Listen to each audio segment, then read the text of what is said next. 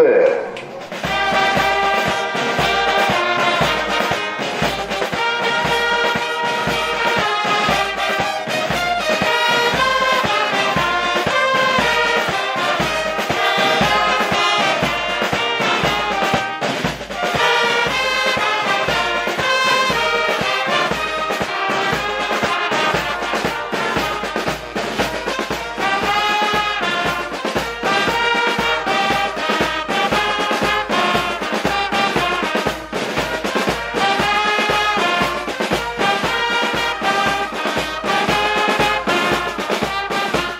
Na kombo ya tata ya mwana pe ya tata na limosana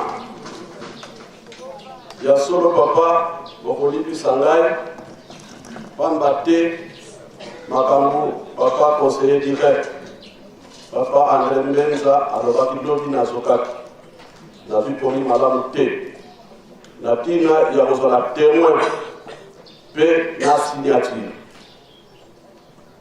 ya solo likambo oyo ekosalema awa na 2020 papa Simon Kimbangu Kyanga ni molimo mosana esepelisaki ye a désigné ngai comme point focal de l'église kimbangiste auprès du ministère de la culture, art et patrimoine. Tangu asigné mukanda na kena mukanda ya ngoyo na présenter mukanda aujourd'hui banatina ya signature na présenter mukanda batangi mukanda batie mukanda pembe barubi oui. Nous connaissons la signature du chef spirituel. C'est Éminence qui a signé. Mais toi, monsieur Kimbangu dit André, tu es qui au départ de l'histoire de Papa Simon Kimbangu? Dans le lobby, je suis descendant de un des collaborateurs de Papa Simon Kimbangu. Tu as dit oui. Deuxième question. Qui a signé l'existence de l'église? Na lobby, moto asignaki mukanda oyo etelebisi lingomba ezali Papa Dialungana Kyangani Salomon. Ok. Papa Dialungana Kyangani Salomon qui a signé oui. Éminence, c'est le fils de Papa Dialungana Kyangani Salomon. Na lobby, oui, c'est le fils de Papa Dialungana Kyangani Salomon. Balobi, le vrai propriétaire de l'église, c'est Papa Dialungana Kyangani Salomon. Et le vrai successeur, c'est Papa Simon Kimbangu Kyangani. Kimbangiste oye! Kimbangiste oye! Kimbangiste oye! Espoir du monde, Église universelle. Voilà, direction, babengi yango, direction de propriété intellectuelle. Yango de protégeaka, ba œuvre de l'esprit. Alors, dans l'équina étape wana, balobina troisième question, présenter Bisson, travail au Salaki le premier jour où il a un manuscrit. Na bimisi schéma, il y a un site. On a eu là papa depuis 2006. Tango, na bimisi schéma wana, un manuscrit, n'a présenté, balobi, ok.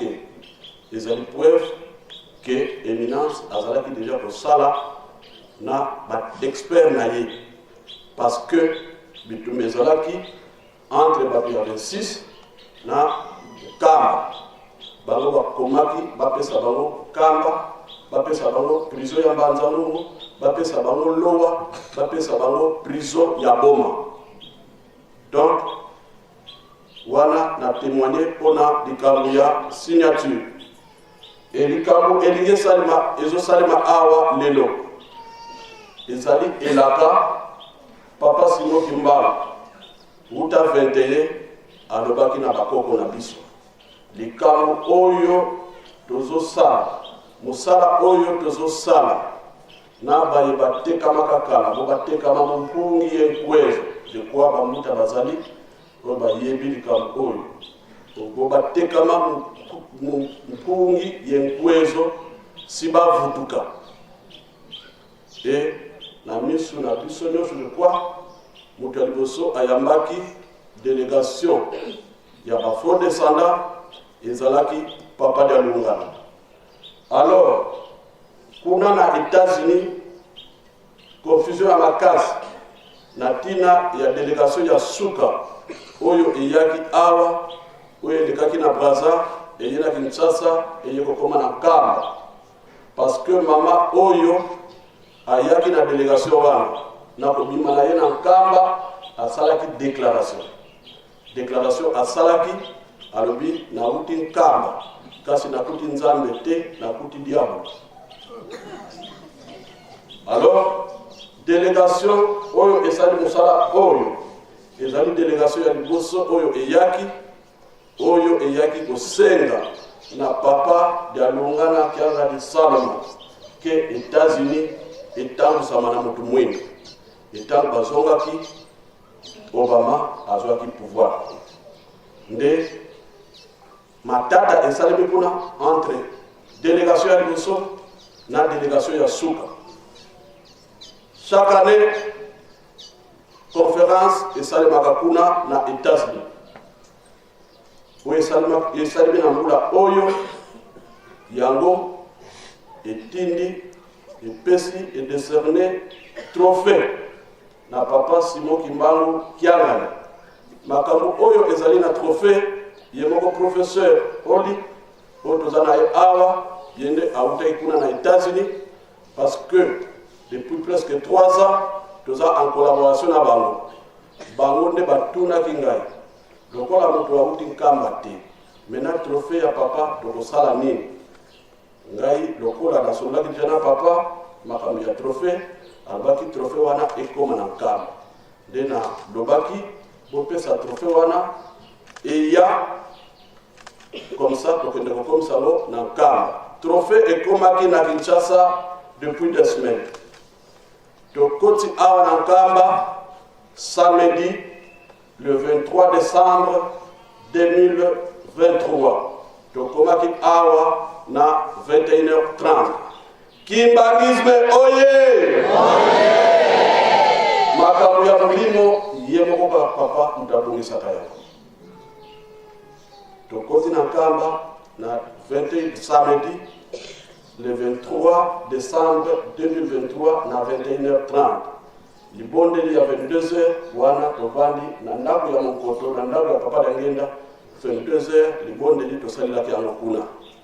Yango na kopesa maloba na professeur akotanga devant tout le monde maloba oyo ekomami kuna ndenge reconnaissance ya première délégation bazali ba membre ya comité préparatoire ya conférence oyo esalimaka na États-Unis. Ngai na termina wana na komba tata mwana mosa na komba tata mwana Bénédicte na lotoma yele kasi ngaki tokoka ko présenter trophée ezande ni tozalaki invité na événement munene elekaki kuna na États-Unis. Nous avons été invités comme professeurs pour participer à la conférence. La conférence est sur la colonisation, la colonisation alors la délégation est allée presque partout, Amérique latine, en Afrique, Bissike Belé. Donc nous avons été là pour représenter l'université de Kinshasa et puis dans compte Ligomba. Je voulais bien insister que nos conférences, elles allaient être organisées par Batimbani. C'était la fondation Joe Beasley. Joe Beasley a été papa Uti Koloba, une délégation américaine, afro-américaine, une organisation de sénateurs noirs américains qui luttent contre la colonisation et la cannabis.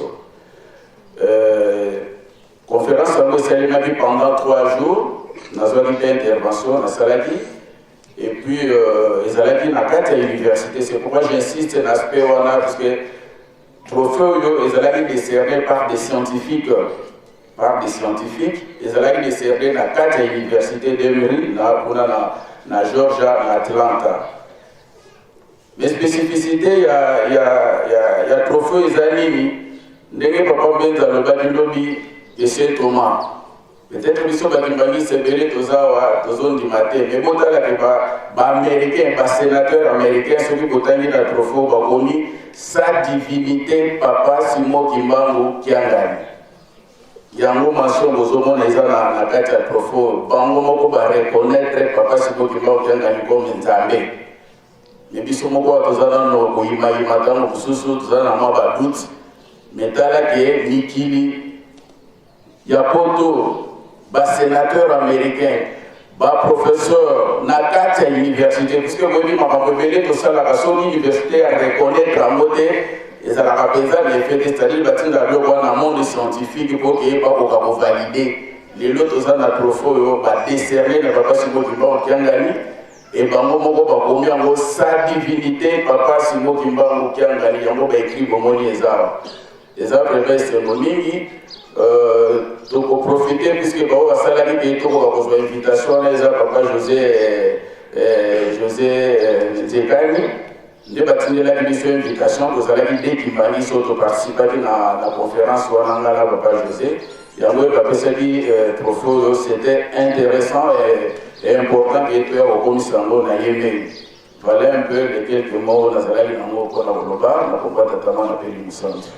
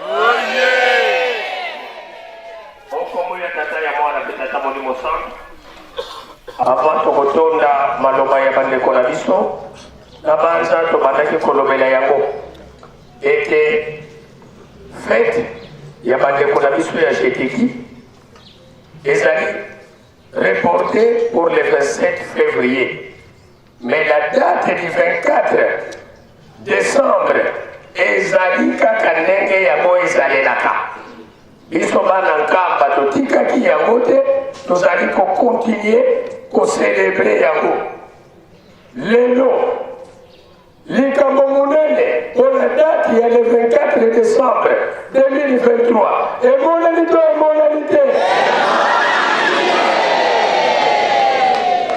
tokongisa maboko totonda manso oyo toyoki na bandeko na biso par rapport na ndenge bayi kotika trophée Papa Simon Kimbangu Kiangani na maboko ya ye moko Nzambe okombo ya tata mwana pe tata molimo santo okombo ya tata ya mwana tata molimo santo Nzambe to tusili huvo kuleli kondwa lingako bakapolo wasikirikisa bana Kimbangizi moye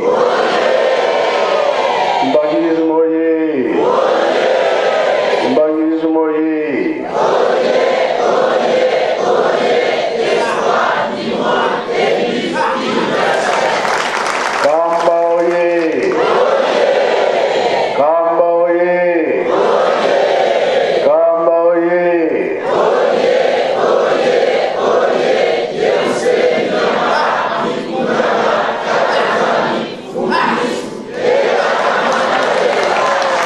Kunoi, Ebazi, Iluya Kunoi, Yamalala, Esengobi Esengote, Yesegobe Kiesekui, Saiboga Saikui, Nakombo tata mwana pe tata Molimo Santo. Likambo oyo emonani esalami. Tosepela. Pamba te bapapa batikelaki biso makambo misato. Bolingo mibeko balobi soki tosimbi makambo wana misato. Kimia ekoyaka. Ekoyabi ekoyate. Oh, le 23 décembre. Oyo monanaki sini na likolo sanza na kunzulu na Gamboma na États-Unis. Elingamaki na ndenge ya malamu. Lelo tokoloba makambo mingi. Tango tozala na Papa Mbenza mpona baprogramme nyonso toza nango. Mabongisi tata Nzambe abongisi eza likambo oyo bato basimbaka mibeko. Nkolo Yesu aloba boye, ngai nakofunda bino mpe te epai ya tata. Mutu akofunda pena epai ya tata Moïse. Bongo bie bongo te. Mpona nini alobaki Moïse? Mibeko te, hein? Voilà, mpona mibeko.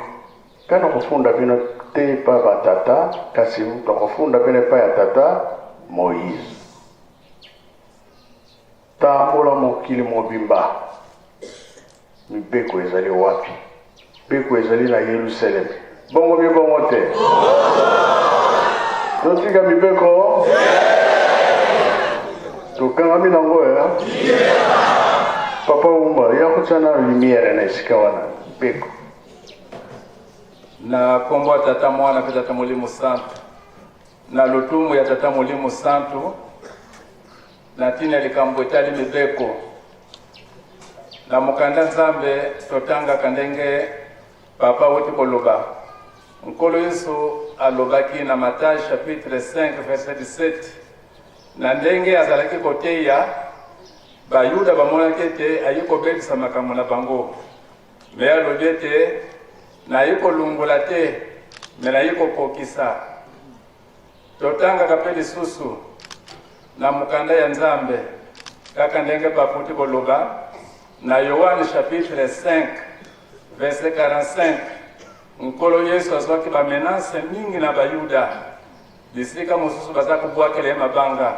Baza kolobete eza na molimo wa mabe. Azali mutu aliboma. Alobete makamu nyonso bozali kosala ngai. Tango na kokende pa ya tata, ngai tena kufunda bino.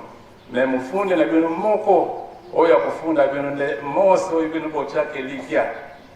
Lisusu tango tuza kutanga mukanda Nzambe. Nkolo Yesu alobaki kambu ya Abraham na Lazare.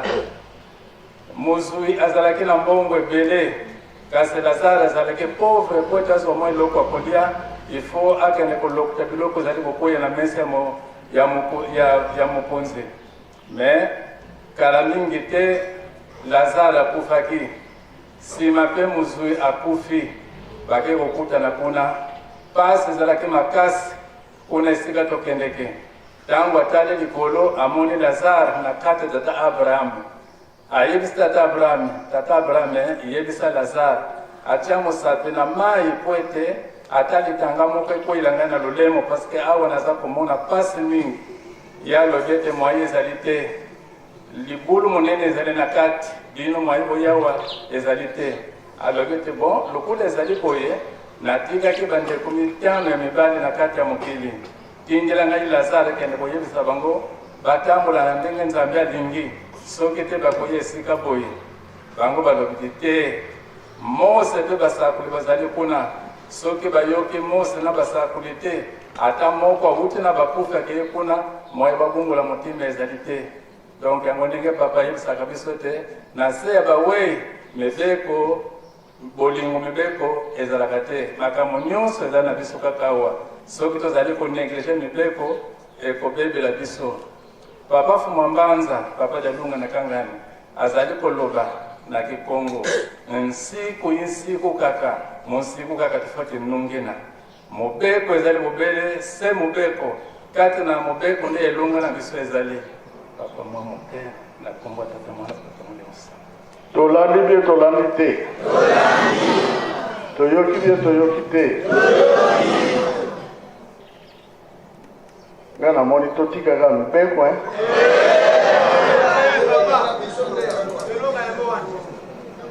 papa Wumba papa mibeko yango ndani mutakomaki yango na maboko mpe na ndenge nini nga mpe nayeba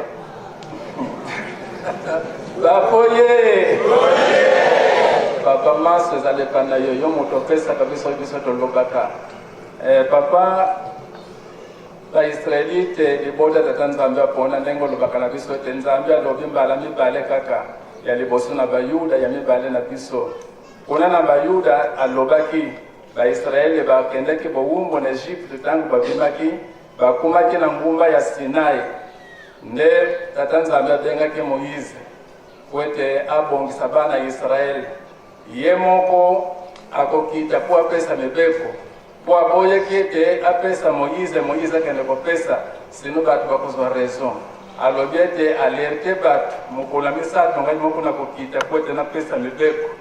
Alors tata nzambe akitaki mokolo misato likolo ya ngumba eninganaki moto epelaki mabanga epasukaki.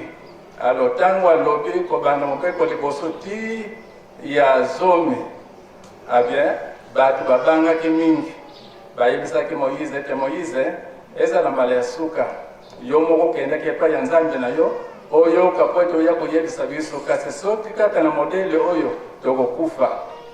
Sima tata nzambe amonaki ete lokola nalobi soki natiki ekopesa bien te ndenge balobaka les paroles s'envolent mais les écrits restent. Alors abengaki Moïse kuna na ngumba pendant 40 jours nde bazalaki ayebisi Moïse ete taye mabanga mibale ntango abongisi mabanga mibale ye moko tata nzambe akomi yango na écriture na ye na misapi na ye makambo wana ezali na Exode chapitre 31 verset 18 ye moko nde akomaki.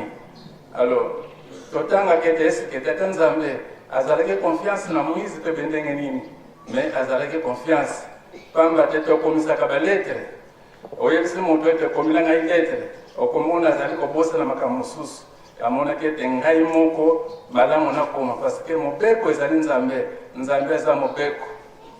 Donc biloko mibale ata nzambe asalaki na maboko na ye akomaki mibeko na misapi na ye mpe asalaki moto na maboko na ye mwa moke papa na kongo tata mwana. Ebongo Moïse ntango azongi aye kokuta bato bazosambela nzambe mosusu moto wana ezikisaki bango eutaki wapi? Papa makambo mingi vraiment tozali toza na chance mingi koyeba bango na Jean chapitre 16 verset 12 à 13 nkolo yesu alobaki boye makambo mazali na nga mingi po ete nayebisa bino me na niveau oyo bino bozali mwa ebokoka yango ezali te me bozela molimo mosantu aya ye nde mokakutandela bino verite nyonso wana. Yango papa kaka ndenge oyebisaka biso ete ntango yo okuta kuna baza kosambela kikeku ya ngombe po mutu vraiment azali kaka mutu na mudire oyo Moïse akende kosala na ngumba bamonaki ete Moïse esika akendeki toyebi te makambo nini ekweli ye. Alors malamu Aaron salela biso nzambe ya ngombe po ete tosepelaka na yango ntango aza nano kuna na tata nzambe alobi ete Moïse oza koyoka lokitu na bato nyokuna diwe naza koyoka peut-être esengo tete makambo ezali kuna ntango akei kuna ke kokuta basali kikeku ya ngombe baza kosambela Moïse asili kaka parce que mobeko liboso ata nzambe alobaki ete kozala banzambe mosusu liboso na ngai te. Moïse abukaki kikeku ya ngombe wana donc ndenge papa olobaka bwakaki mibeko alapelaki moto bato vraiment mingi bakufaka epuis oyo etikalaki anikaki yango abwakaki na mai amelisaki bato mpe bakufaka na kombo tata mwana tata molimo santo elakiseki biso tosimba mibeko ngeta papa tosepeli mingi papa olobaka na biso likambo moko ya eglise ya mormon kuna na amerika ntango ofandi na kiti olobaki ete kuna na mormon profete moko azalaki kuna na ntango ye azalaki na bomoi vraiment lingumba etelemaki makasi me ntango akufaki lingumba etekalaki na maboko ya mwana na ye me na ntango bashene bamoni ete biso bashene po ete tozala makasi mibeko ezali koderange biso lungula oyo abandi kolungula sukasuka mibeko esilaki lingumba ekufaka otuna biso motuna eske biso mpe lingumba na biso ekufa titie papa ekokufa te na kombo tata mwana tata molimo santo. Merci toyoki tolandi yo. Merci papa keno bavana na yo. Merci papa. Sino te bapapa bazalaki makasi na mibeko yango tozolobela ntango nyonso surtout na Yerusalemi po ete makambo nyonso bapapa balobaki ekokana tosimba mibeko toyokani totika koderange bato komonisa bango mpasi ya pamba mibeko soki eza makasi tokolonga tosisi na kombo tata mwana mpe tata molimo santo amen.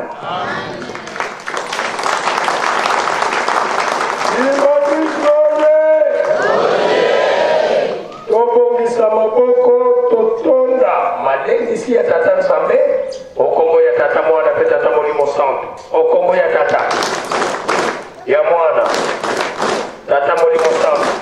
Je vous ai toujours dit, la victoire est certaine.